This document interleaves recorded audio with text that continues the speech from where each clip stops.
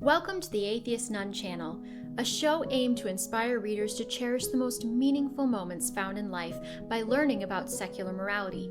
Subscribe for more content on aspects of my business and writing life, as well as topics concerning ethics, mid-19th century living, etiquette, and much more. In The Montessori Child, I wanted to share how Simone Davies slid in more and more propaganda over the course of her works. She began with the Montessori Toddler, which did not stray too far left field, but by her latest book, the only thing a parent could take away from it was that your child must become a soldier for justice, a woke warrior, a peaceful protester, and an activist for the Marxist cause.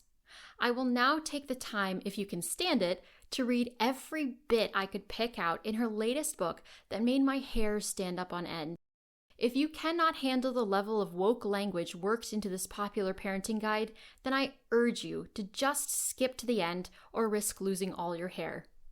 Now, a lot of these passages I'm not going to comment on since I understand that my audience is smart and can already point out the obvious leftist talking points just from reading or hearing them. But I will jump back in when something may not be as apparent. Let's begin. 1. We can encourage them to think about the planet and their responsibility to protect it, to serve others in our community, and as the child gets older, further afield, or to participate in such events as the Montessori Model United Nations, a forum where children from around the world act as ambassadors of different countries and present their policies, if the resources or a scholarship are available. 2. This is a good time to have conversations about equality versus equity and fairness. 3. We can help our child see that they too can work to have an impact on others in their community and the world. In this way, they start to explore their cosmic task. 4. Raising anti-racist, anti-biased children is intrinsically linked with raising a Montessori child. It stretches from how we spend our money to how we show up in our communities to finding ways to take action in the face of injustice. A helpful framework for this work is the 4 anti-bias education goals developed by Louise Derman Sparks and Julie Olson Edwards. Goal 1, each child understands and values their own identity. We are all made up of an intersection of identities, including race, ethnicity, gender, religion, economic class, family structure, neurodiversity, differing abilities, languages, and so on. To build a strong sense of self, we can help our child see themselves, their skin color, hair type, family structure, language, etc., represented in books and storytelling, artwork, posters, and photographs, toys such as dolls and puzzles, art materials such as skin tone crayons or paints they can mix to replicate their own skin tone, songs, dance, music, and instruments. Part of understanding who they are is also recognizing any privileges they have. Which of their identities give them access, ease, or invisibility, and which identities do not. Goal 2. Each child understands and values others' identities. We can build on the work we have done on Goal 1 by helping our children get to know other people in our community through real experiences. We can look for toys, books, artwork, exhibitions, and other media that represent human diversity and center Indigenous children, Black children, children of color, Asian children, families with same-sex parents, people who are disabled, and members of the LGBTQIA+ and neurodivergent communities. We can go further and try to ensure that our friends, doctors, and other people in our daily life and communities represent a broad spectrum of identities.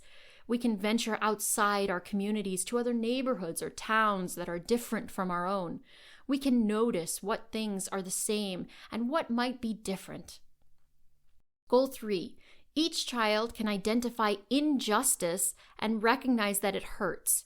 We can help our child recognize injustice, unfairness, and stereotypes that aim at them or others. We can help them become critical thinkers by asking questions like, who is not in the room, or who does this disadvantage? We can ask model questions when we hear something in the news, read an article or social media post, walk past a billboard, or overhear our children talking. Anti-bias educator Britt Hawthorne encourages us to help our child identify the problems in the system rather than the individual. When our child asks, "Why do those people live under a bridge?" it is an opportunity to talk about things like the cost of living in our city and how our city hasn't invested in affordable housing. We can help our child challenge binary categories and learn to center others. They can learn to appreciate other cultures, not appropriate them. We can acknowledge the native landowner where we live and explore ways in which individuals and society can redistribute resources. As our child learns about who holds power in society, they can also learn to critically analyze the effects. Goal 4. Each child feels empowered to take action in cases of injustice. We can ask our child what action they'd like to take. We can help them draft a letter to the local government. We can encourage them to stand up for themselves or someone else if they see prejudice or discrimination. That's unkind. That hurts me or them when you say that. In times of crisis, they may want to donate money they have saved or find hands-on ways to help and support individuals in our community who may be living on the margins. We can help our 6 to 12-year-old child develop their sense of fairness and empathy, but these conversations can happen far earlier with our babies, toddlers, and preschoolers. As they're adults, we need to educate ourselves so that we can guide them in these critical conversations and model calling people in and out when we see or experience injustice. A note on books. We learned from Britt Hawthorne that there are different types of book collections. There are affirming books in which children see themselves represented. Books for diversity, which represent many types of different children, people, and families. Books for social justice, including books that include harmful stereotypes or other content that we want to critically analyze together with our child. And books for activism, about how others have taken action in the past and how we can take action now. We can think about the purpose of the books and how we will use them as we add to our book collections and when visiting the library. Some books we will want to make sure we read with our children so we can discuss what we see, and others we will be able to leave on the shelf for our children to explore on their own. 5. Appreciate, don't appropriate. To be mindful of how we spend our time and money, we can seek out tours from locals rather than large companies and avoid buying cheap trinkets from the markets and instead buy fewer but better quality and more authentic items made by local or indigenous people. We teach our child that appropriation begins when people profit from what they saw, learned, or bought on their travels. 6. We highly recommend Britt Hawthorne's book, Raising Anti-Racist Children, and the book, Anti-Bias Education for Young Children and Ourselves by Louise Derman Sparks and Julie Olson Edwards, both of which have useful examples of how to have discussions with children about race, gender, class, and ability. 7. Children will learn about sex and relationships in many ways, whether we like it or not. They are and will be receiving and exposed to information, images, and conversations about sex. If we can be the first point of contact or introduction for our children, then our children are more likely to check what they hear against what we have told them instead of vice versa. It starts in the first year as we ask them before handling their bodies, saying, "I'm going to pick you up," then pausing to allow them time to process this and give us permission. When we name our child's body parts, we can use the correct names. 8. Using gender-inclusive language and ideas. Gender encompasses a person's body, expression, and identity. While many of us grew up with the binary categories of male and female, there can be many different gender expressions, including gender fluid, agender, and trans. We want every child to feel that they are accepted as they are, however they present. No one can tell a child how they feel. Our child, or their schoolmate may feel outside the gender binary. To make everyone feel most affirmed, we can consider keeping our language gender inclusive. For example, saying, "You're becoming an adult," instead of "you're becoming a man or a woman." Modeling using our pronouns when we introduce ourselves. "My name is Simone, and my pronouns are she/her." This will show how we feel most affirmed and help others reflect on the pronouns they use to feel most affirmed. Questioning the idea that pink is for girls and blue is for boys, that toy stores have toys for girls or boys, and that clothing stores have girls' or boys' clothing. Allowing children of any gender to show emotion, dress up in their parents' clothing, wear clothing that they feel comfortable in or would like to experiment with, play sports or not, and consider any career path of their choosing. 9. Simone remembers walking with her family through the red light district in Amsterdam to a cafe. Oliver, then around 10, asked why there were women standing in the windows in their underwear. Simone didn't avoid the question and instead gave a simple answer about prostitution and what it was. He didn't ask anything further, and they continued on to the cafe. If we live in a cisgender, heteronormative family, the child will have absorbed this as normal in the first 6 years. Regardless of our family constellation, we can teach them to respect all types of families. 10. In addition to teaching them about their changing bodies and sex, we also want to help our children accept their bodies and all bodies in their diversity. This includes hair texture, skin color, height, and shape. 11. As Montessori families, we want to instill an attitude of solving problems with others in nonviolent ways and not having guns in our home. 12. In her book, Raising Anti-Racist Children, Britt Hawthorne shares a powerful message about beauty from Tricia Moquino, a highly respected Indigenous Montessori educator. You don't need to wear makeup to be beautiful. Our grandparents taught us not to rush into wearing makeup. They stated that our Creator made me the way I was supposed to be, and that I was fine that way. I was beautiful that way. This is one of the messages Tricia has shared with her girls when talking about self-love in their family over the years. The same book also has us think critically with our children about corporations selling product to make us look right, about the use of photoshopped images and the messaging in advertisements, about setting boundaries around body shaming, that no one is allowed to make fun of someone's body size or shape. We can say bodies are just bodies. All bodies are worthy bodies. It's not okay to comment on someone's body. About valuing all bodies, including bodies of all colors, abilities, sexualities, and genders. About saying, I love my body, it belongs to me, if someone comments on our body.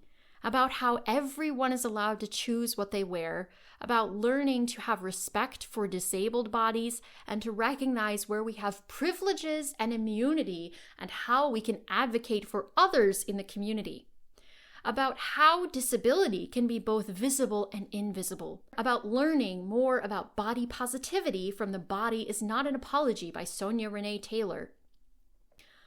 13. The information shared can be applied to any difficult world events, from war to the climate crisis to natural disasters to a school shooting. Harrowing events can happen around us, and we can help our children process them even when we ourselves may find it difficult to comprehend them.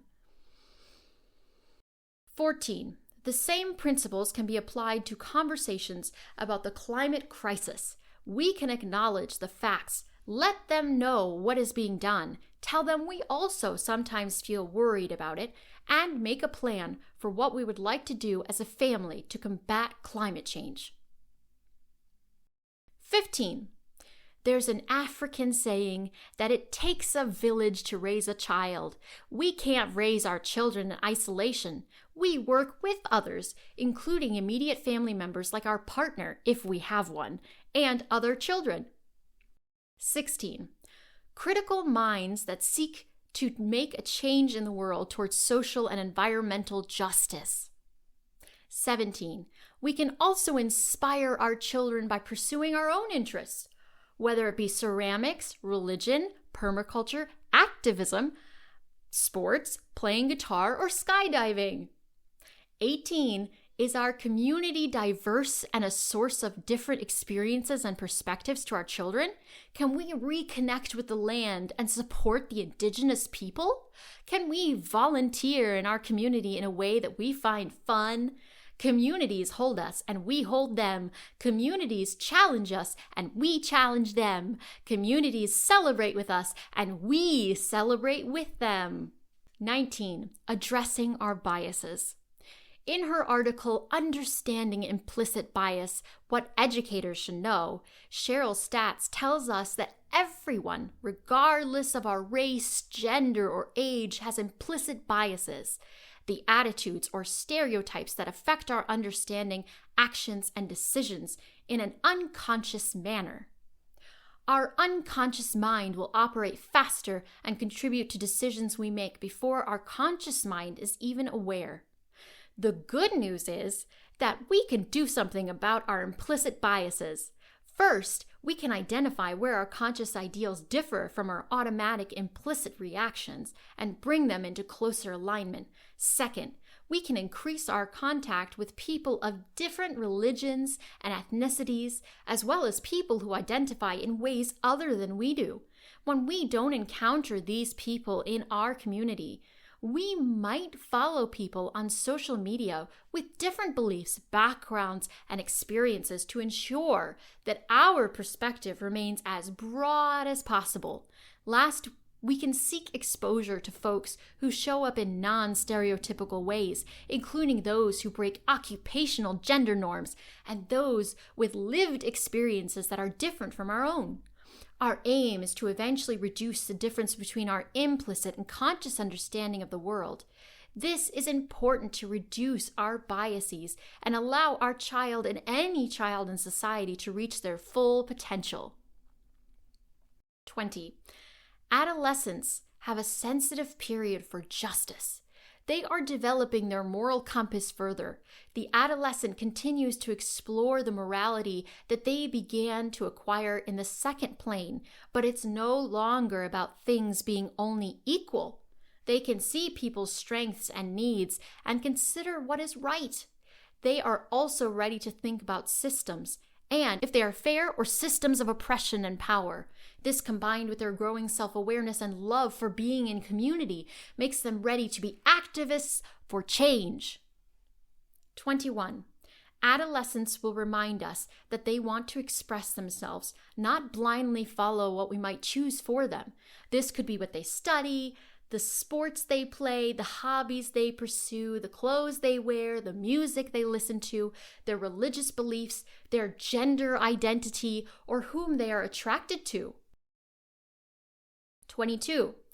They also need to feel part of something bigger than themselves. Outside of school and home, they can find a cause that aligns with their passions and join a group to help raise awareness or funds.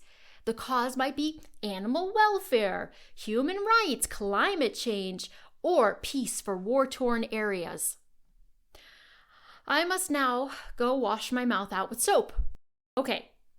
There are what Ayn Rand called package deals all over the place here, such as allowing children to study what they're interested in and choose their gender identity, and then what clothes they want to wear. Did you notice that 2 of those are normal freedoms you would give your minor child, but not the other? This has been a common conservative talking point in the media these days, so I won't dwell on it too long, but allowing children to make the decision to irreversibly mutilate a part of themselves is absolutely not the same thing as giving them the option to wear jeans or khakis to school on Monday. Children are, of course, allowed and encouraged to make independent choices when they are very young, but those choices are reflective of whatever the parent is okay with and deems as safe for their child. The choice between jeans and khakis still means that the child is not going to school naked at the end of their decision. The outcome is acceptable and reality-oriented, whereas choosing to be a girl when your child is a boy, due to his endowments down there, is anti-reality.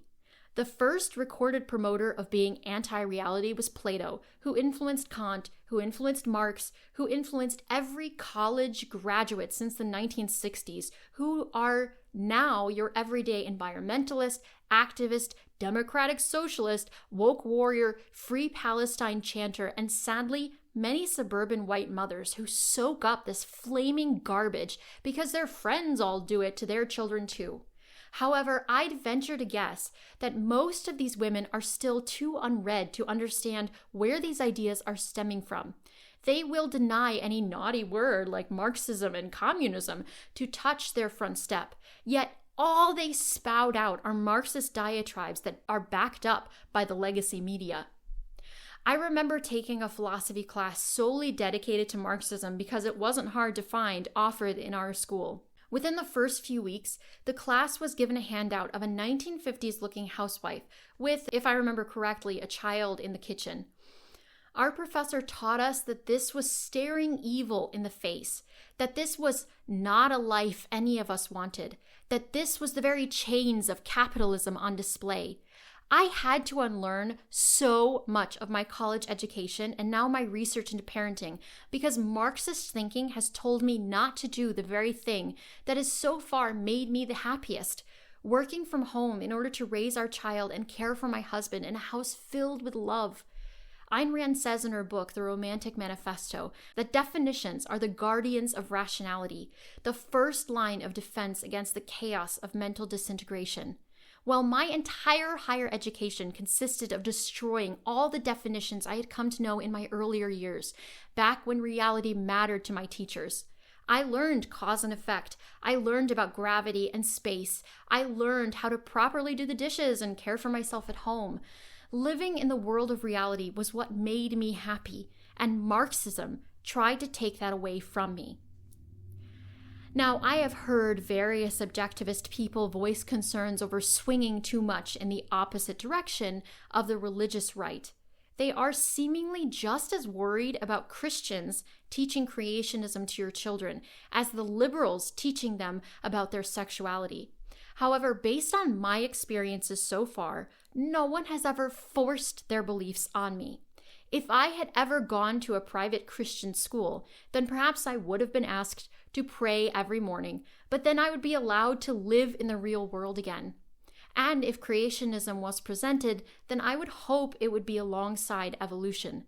Not to mention that when you are presented with reality most of the time, I don't believe that the creationism theory would stick for most rational students. I would learn reading, writing, and arithmetic. But what happened is, I was sent through the public school system, and once my lessons in algebra were done, then we would have assemblies on gang members who did wrong and are atoning now, appealing to the children. I had my English classes followed by health classes on how sex works before I even had any body hair. The state-run school system forced their own agendas on us from at least the 5th grade in my case. The leftist propaganda is sneakier and more pervasive than ever. So pervasive that people no longer even recognize when they're in the world of reality and when they are not. Those lines have become so blurred that you are seeing what is happening in real time to the Democratic Party as it fails to grasp reality at all. So no, I am not worried about the religious right whose views are more obvious and less pervasive than the woke left in this day and age. However, I've gone a bit off track, so let's come back to this Montessori parenting book. Maria Montessori never wrote about gender identity, bias, injustice, and so on. The closest you could get was to her desiring world peace through raising children properly by following the child. These modern women are trying to sneak in their cultural Marxism without anyone saying a peep about it. I have made content before explaining that color blindness is the way because race, gender, religion, and the like do not matter in the workplace. Davies and Uzodic, who, by the way, is a Nigerian Montessori parent who was brought in as a co-author after the first book. I assume that is because Simone Davies was feeling white guilt in continuing to write her own books on Montessori as a white Australian who now lives in Amsterdam. She probably felt this way because leftists today want you to believe in the original sin of being born white. Therefore, any child who is white is supposed to feel guilty from an early age, as parents can just get them to understand that they have privilege. This woke religion is just as bad as the religious idea itself of original sin. No child, a blank slate, should be made to feel guilty for being born a certain race or gender, something wholly out of their control. Society's concern should be based on merit, on who can do the job, and nothing else. Now, socially or within the home, there is a natural hierarchy to make life as pleasant as possible for those within a family. The father brings home most of the money. The mother cares for the children in the home. They work as a team to send the newest generation off into a better world. I do not come to these conclusions because I'm religious, but because I have eyes. I have read and seen countless examples of family structures that work and ones that don't work, just as I have seen cultures that succeed and cultures that fail. Do not allow the leftists to use the moral relativism card on you. For example, Palestine is not a good culture, and Israel's is, because individual rights matter.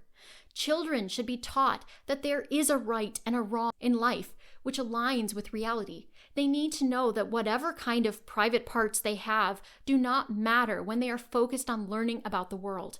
Those parts only come into play when they are ready to have sex and or start a family. It is that kind of unimportance that will allow them to grow out of any awkward stages, unharmed. Children should be taught that the pigmentation of their skin doesn't stop them from learning or achieving anything. Their youth means they have that much more time to explore their interests, whatever they may be. Children should not be concerned with finding another child that looks different from them and exposing themselves to their world if they are uninterested in it. Children should not be taught to solely focus on others as opposed to themselves, or concerned with using what another child tells them are their pronouns. Children need an environment that is based on reality and encourages them to follow their curiosity. Learning should be fun and a way of building a child's sense of self and thereby their self-esteem. Childhood is not a time for parents to brainwash, scare, or victimize the ones they are supposed to love and care for. Childhood needs to be tethered to reality. Yes, people may look different from each other, but it is what they value that is important. Are they a void, a moocher, a looter, a mystic? Are they an egoist, a lover of knowledge, an independent thinker? Are they promoting a primitive tribal culture, or are they advocating for an enlightened, individualistic, freedom-loving civilization? Are they good or evil? All human beings are born a clean slate, and as long as they keep their eyes open, they will see and choose to live in the world of reality. It is only when others obscure their sight with falsities about the world that the threat of irrationalism enters the picture and dims the light of truth. Do not lead your children astray, or their chance at happiness on this earth dies. Thanks for joining me this month on the Atheist Nun channel. If you found value in this show, please like it, subscribe to my channel, and consider supporting me on AmericanWordsmith.com, where you can buy my novels, The Paper Pusher, The Dormant Age, A Man of Silence, and A Man of Action. Be sure to tune in next month for a new episode. Take care.